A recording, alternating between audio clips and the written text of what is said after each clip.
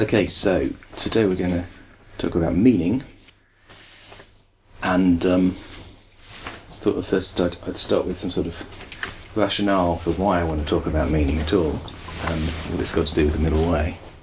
And one immediate reason in my head is full of it because I just finished writing a book about it, but it is also increasingly playing a part in my thinking, I think, as to how the middle way and middle way philosophy fits together.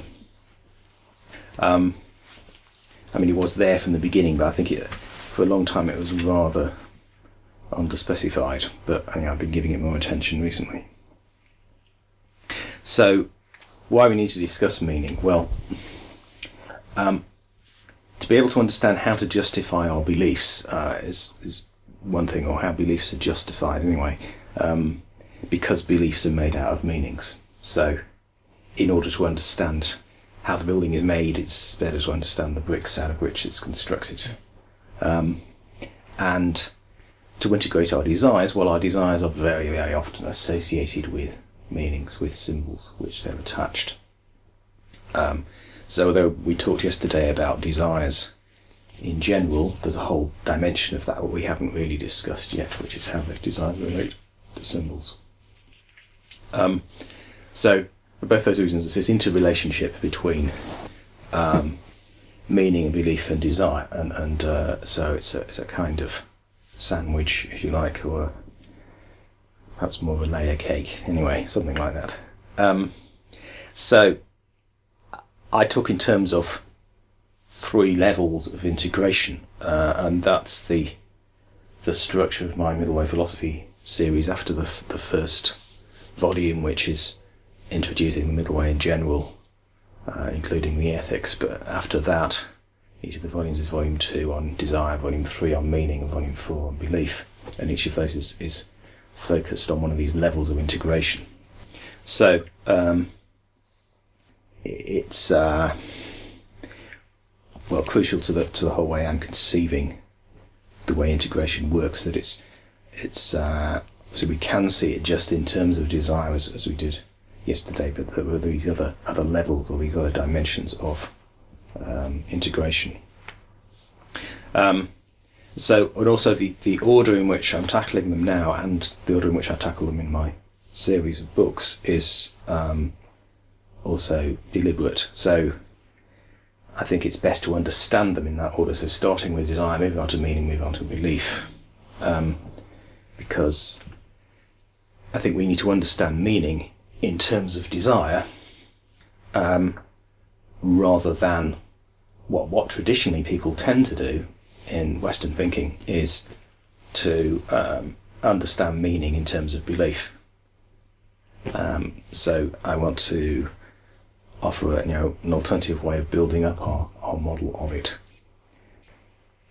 And then once we've understood meaning, we need to understand belief in terms of that meaning. So, one basic way of thinking about that is beliefs are understood in terms of propositions, of sentences that claim something, but those sentences are made up of words or symbols of some description which have meanings. So that's why I'm suggesting that we need to build this up in that kind of way. So that's why I'm going on more to belief tomorrow as the third stage of this process. But another particular reason for thinking about meaning is that meaning is, or the understanding of meaning is a false dichotomy. I think it's very often in the way it's treated in Western thinking. And there's a sort of series of linked false dichotomies associated with meaning. So separating reason from emotion, separating the sciences on the one hand from arts and religion on the other, and again that's linked to the reason and emotion dichotomy. Facts and values similarly, and masculinity from femininity, insofar as masculinity has often been associated with reason and femininity with emotion. So, why I think there's a false dichotomy will perhaps become clearer as we go on. But if you've ever felt that was the case, then I suppose part of what I'm trying to do is explaining why that's the case. So yeah, to start off with, then the limitations of cognitive and emotive approaches to reason, to meaning rather. So usually people think, when you talk about meaning, certainly academically, there are two recognised senses of the term meaning. So cognitive meaning and emotive meaning. So cognitive meaning, when you look at the meaning of a word in a dictionary, you're finding out its cognitive meaning. Okay. So you're finding out what that word represents, and obviously in a dictionary you're understanding it in terms of other symbols or words that you already understand.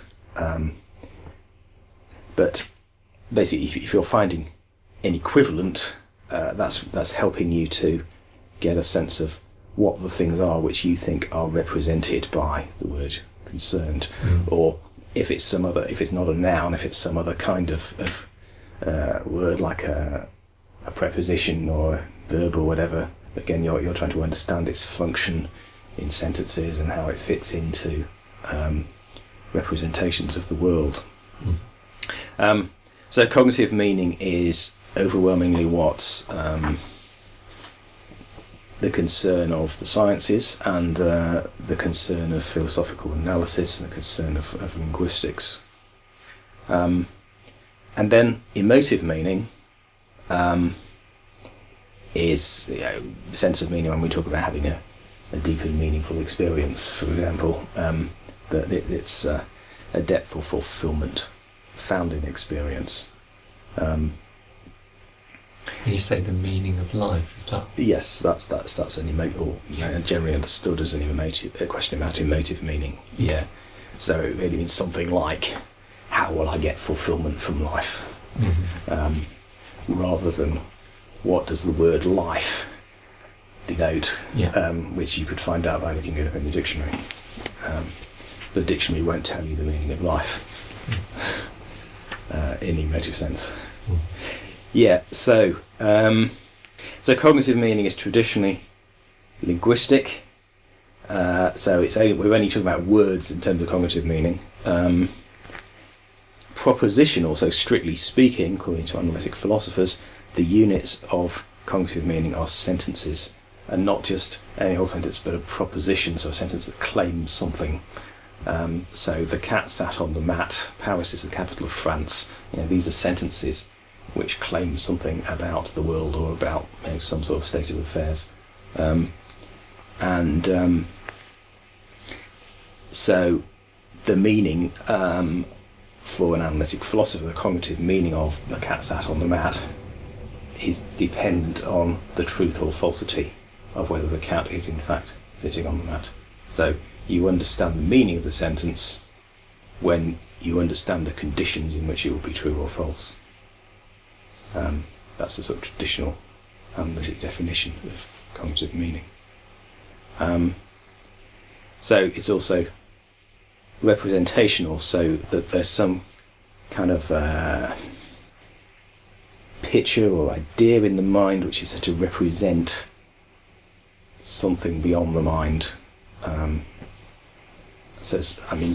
Wittgenstein talked in terms of the picture theory of meaning, which is one very rough way of getting to grips with it. So you've got something in your mind which is said to be equivalent to or map onto something outside the mind, and that's again the traditional way of thinking about cognitive meaning. And in terms of the dichotomy found in most Western thinking, that cognitive meaning is separated from the opposites in emotive meaning. So emotive meaning is aesthetic. It's obviously to do with how we feel in the broadest sense of the term, and what our direct experiences through the senses. It's irrational in the sense that it's considered to be not subject to judgments that can be verified and checked upon and so on. Not subject to reasoning, and it's said to be subjective. So all that's just to clarify that kind of traditional picture which perhaps are going to disagree with. But so in practice, I want to argue that cognitive and emotive meaning are never separated. Obviously, you can analyse them separately, which is what people have been doing since Plato. But the fact that we can abstract them and think about them distinctly doesn't mean that we actually experience them separately.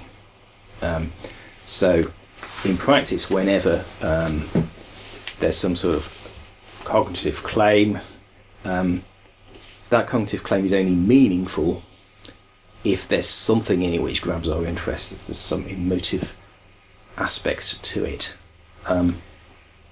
My favourite example to illustrate that point, I think, is the safety announcements when you get on a flight. That so you can, at least when you've done a few flights, obviously not your first flight when it's all new and interesting, but by the time you get to your 10th flight or whatever, and you're sitting there and they're about to, or they go through these safety announcements, and how much does it actually mean? So personally, by about my 10th flight, I'd completely lost interest in this sort of routine bureaucratic language. So it's not that I didn't understand the safety announcements. I understood what those words were meant to denote, but since I had no interest in them, actually the words and propositions of the safety announcement were not really penetrating my mind at all, because they weren't grabbing my attention. So without emotive meaning, cognitive claims are nowhere, because we're flesh and blood creatures with desires that have to be motivated to take anything in. We have to have our attention directed, which is why emotive meaning is important to us.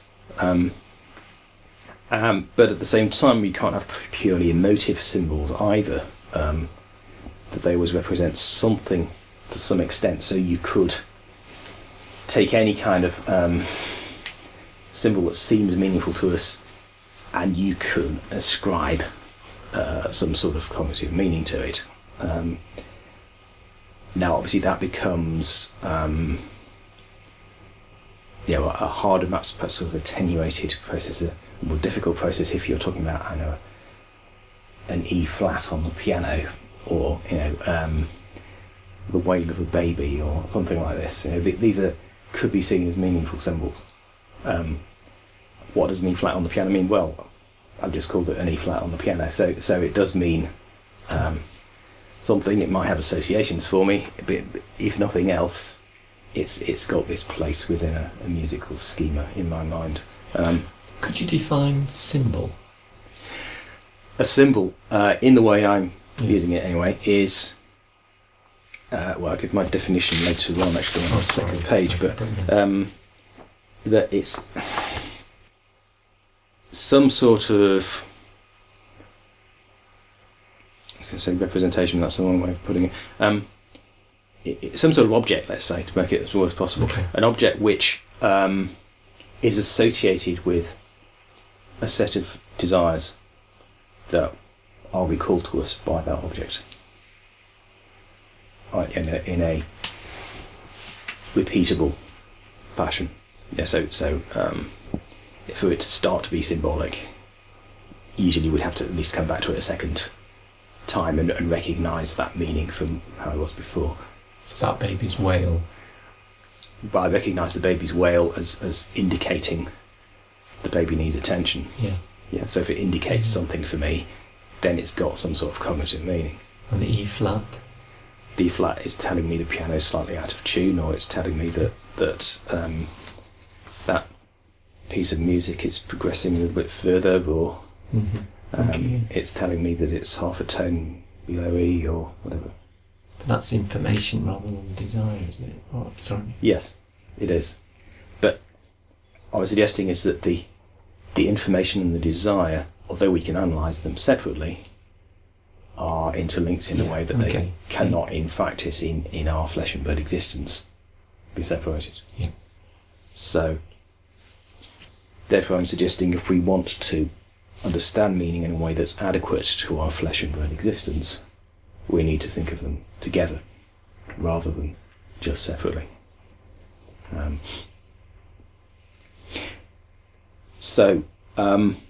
This all links in with some of the stuff we were talking about yesterday about brains, and so the cognitive versus emotive division seems to reflect the left versus right brain, right hemisphere function, in that obviously the left hemisphere is concerned with cognitive meanings, so it assembles a representation of the world for a purpose, as we were saying yesterday.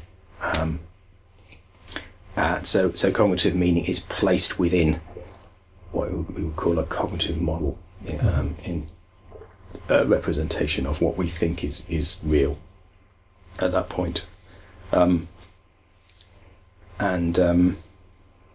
So any meaning appreciated by the left hemisphere is going to be cognitive meaning, in terms ultimately of the purposes of the left hemisphere. But right brain meaning must be much more intuitive, related to whole experience, part of our holistic response to our environment. So I think to integrate the functions of the hemispheres, an integrated understanding of meaning should help, particularly if we can apply it, of course, not just in theory, but we have to look at it in theory first. When you first started, I was thinking, but is he talking about meaning as in that word means that, or as in how the meaning of life would? And I was like, should I ask? And then when you said it's both, I kind of went. And just as you explained it, it kind of made more and more sense. And so that's really, like you said, you had a bit of a ding moment yesterday. So that was that for me today. I was like, they're not completely separate, because I have always thought of them as completely separate. And I have, since the Gaia House meditation, I've been a lot more thinking about the meaning of life and the point of my existence and stuff like that. So I've been thinking of the word meaning in the emotive sense, as opposed to previously as a language teacher, where you just think of it in the representational sense. So that was really interesting. I've had loads of thoughts and some questions. Well, I don't know about going through all of them. Well, one was, I heard a story of this guy who was studying in the jungle, and I think he was studying the monkeys' sounds that they made, and they made different calls for different predators, and that's obviously a very primitive, it's language basically, I guess. I don't know whether that fits the definition. But it was interesting because he said that when he'd finished his study and he was walking back to the camp, and he heard the monkey make the sound for leopard, and he went, oh my god, there's leopard. And it was, and he said it was a really interesting moment of, they weren't talking to him, but, he was part of the jungle in that moment. And the other animals understood the monkeys' calls as well, and they knew because they knew whether they looked up or down. So when the monkeys made a particular noise that they thought meant eagle, they all looked up, and So that was, I think there's something interesting that made me think of that. Is that Robert Seaforth? Could be. I don't remember names. Yeah. Yes. When you said something about that representation is the dominant one in society, I think I definitely felt that instinctively. But then I started wondering, is that definitely true, or is it just that the emotive representation is really difficult to talk about? And it's really difficult to write about, so maybe it's just not something that we communicate. Maybe it's very strong in us. You just don't hear, you don't know that other people are thinking about it. Yeah, but also it's not taken seriously related to that. And I think there's something feminists might relate to that. This traditional idea that women talk about feelings and they're not really meaningful in the strict sense. And so. Say a couple more. Haven't Yeah. This